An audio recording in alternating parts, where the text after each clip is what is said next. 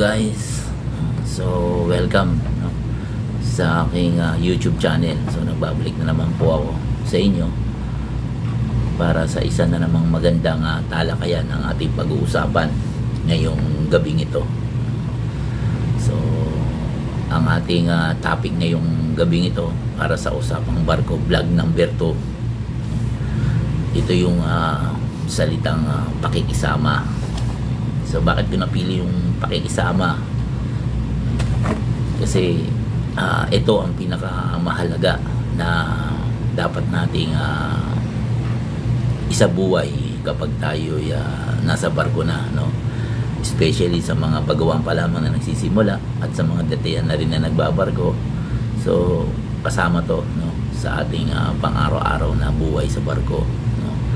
So nandito na rin yung mga taga inter-island, taga international, no?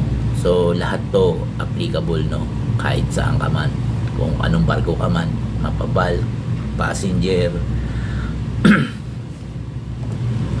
So yung salitang pakikisama, ito'y dapat talaga na meron, no, sa isang marinong nagbabarko. Kasi pag sumampa ka, yung mga taong makakasama mo doon, sila yung mga pakikisama mo mula day 1 hanggang gitna ng kontrata mo, hanggang sa matapos ka, no? So sila yung makakasama mo, kaya no choice ka na talagang kailangan mong pakisamahan sila ng sobra-sobra, no? So kasi sa barko, ang talagang minsan nagiging problema yung mga ganyan may mga crew talaga na hindi marunong makisama, may kanya-kanyang sa buhay, pananaw, may kanya-kanyang sa buhay, yung sinasabi na lang direksyon. So based on my experience pagdating sa pakikisama, so ang dami ko nang pinakisamaan, no? So kung hindi nyo lang may tatanong, no? So sa 10 taong ko ng pagbabarko, simula nung nagsimula ako sa passenger hanggang ngayon na nandito na ako sa running vessel, no, sa mga cargo vessel, so yun ang lagi kong dala-dala talaga pag sumasampa ako. Ang pakisamahan ko ang bawat isa na nakakatrabaho ko, no? So hindi lang sa isang istasyon, maging sa labas ng aking ginagalawan. Halimbawa, hindi lang yung taga-deck or taga-engine yung pinakikisamahan ko, bagkus lahat sila, no? So wala akong pinipili whether mabait sila or hindi, mabait sila sa akin o hindi. So hindi ko yun tinitignan, no, para hindi sila pakisamahan. So binibigay ko yung the best ko para maibigay ko yung pakikisama na yan. Kasi isang magandang halimbawa kung nasa iyo magmumula yung mabuting at magandang pakikisama, kasi dyan din na mag-perform ng isang magandang harmony kung ang bawat isa sa inyo ay yun, may pakikisama sa bawat isa. Kasi tayo sa barko minsan dala-dala natin yung ugali natin sa bahay, pag nasa bahay tayo, diba?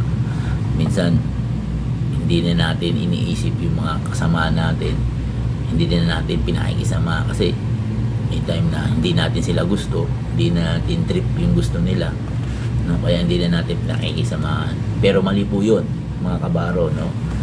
So kailangan natin silang pakisamahan, kausapin, no? Hingin yung kanilang mga, di ba, yung pakinggan yung kanilang mga saloobin, sinasabi, no? Whether official ka, ratings ka, so kailangan mo pakisamahan yan. So ako bilang isang chief cook, no, mayor, hindi lang si kapitan, si chief mate, si chief engineer yung aking pinakikisamahan, kundi bawat isa, no, simula sa kadete hanggang pataas, no? So nasa kanila na lang yon kung paano nila a-accept sa sarili nila yung pakikisama ko. Kasi sa totoo lang, kailangan talaga sobra-sobra yung pakikisama natin para hindi tayo, di ba, hindi tayo mapaaway sa barko or hindi magmula sa atin yung gulo sa barko, no? Kasi kung hindi ka makikisama sa kanila, wala magkakaroon ng miscommunication, misunderstanding yung barko, magiging magulo.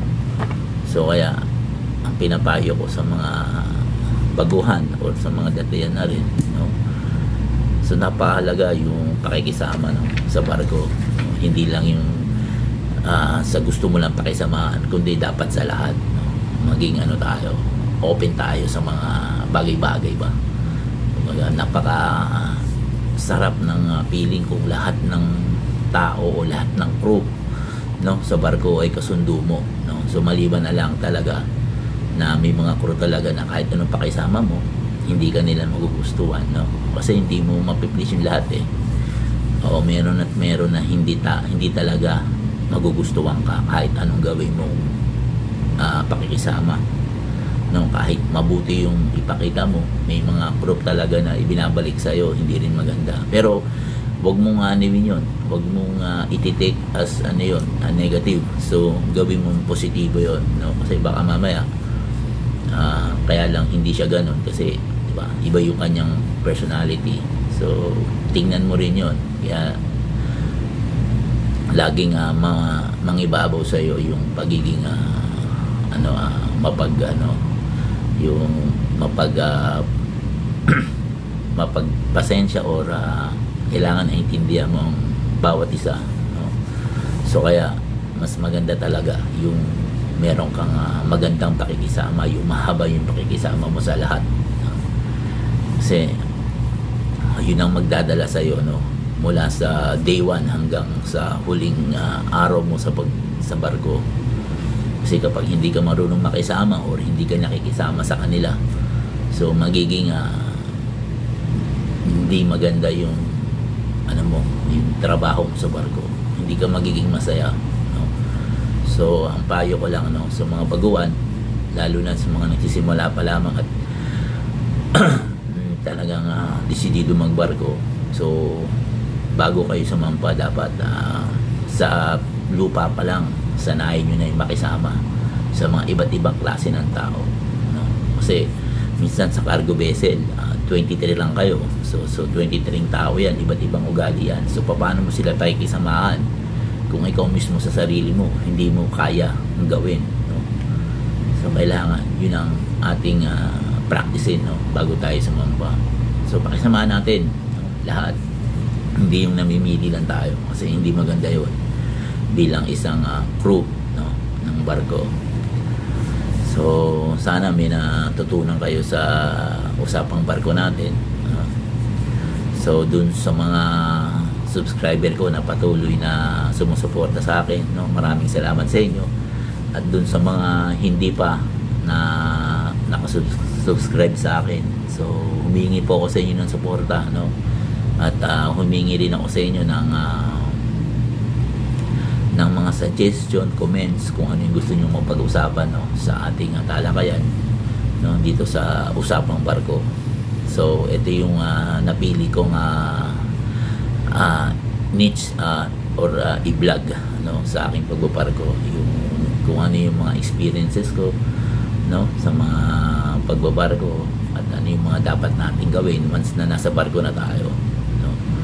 So ulit ko, hindi po ako professional o magaling, no, sa pagbabarko, pero ang sinishare ko lang, no, kung ano yung mga na-experience ko, mga natutunan ko sa pagbabarko, no. Gusto ko lang malaman, no, ng mga nagsisimula pa lamang magbarko, no. So para pag nagbarko na sila, so alam na nila yung mga gagawin nila.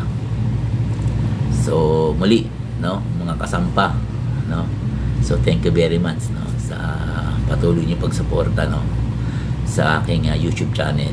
So keep on subscribing, guys, kasi medyo mababa pa lang tayo, so sana dumami pa yung mga subscribers ko para makapagbigay pa tayo ng magagandang talakayan, no, dito sa usapang barko. Okay, so thank you, guys.